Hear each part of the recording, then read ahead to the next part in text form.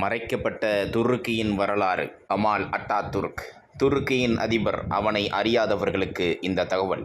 அவன் 1924இல் ஒட்டமான் பேரரசை தூக்கி எறிந்தான்.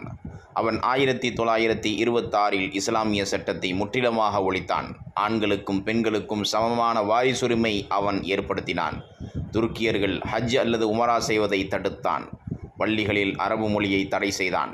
மசூதிகளில் தொழுகைக்கான அதானை தடை செய்தான். துருக்கியில் ஹிஜாபை தடை செய்தான். தனது பெயரிலிருந்து முஸ்தபா என்ற பெயரை நீக்கினான்.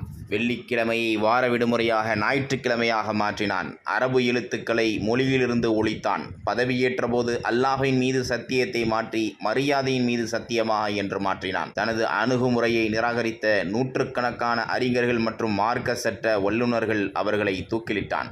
அவன் இறப்பதற்கு முன் முஸ்லிம்கள் தனது இறந்தவர்களுக்காக தொழுவது போல தனக்கு தொழ வைக்க வேண்டாம் என்று அறிவுறுத்தினான்.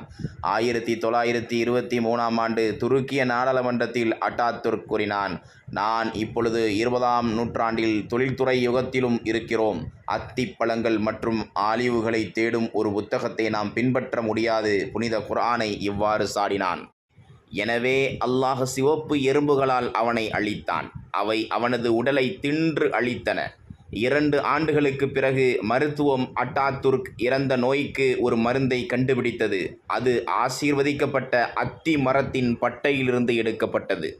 சர்வ வல்லமையுள்ள அல்லாஹ் கூறினான், ஆகவே அவர்களை விட வலிமையானவர்களை நாங்கள் அழித்தோம். மேலும் முந்தைய மக்களின் உதாரணம் சென்றுவிட்டது என்பதாக குர்ஆன் கூறுகிறது.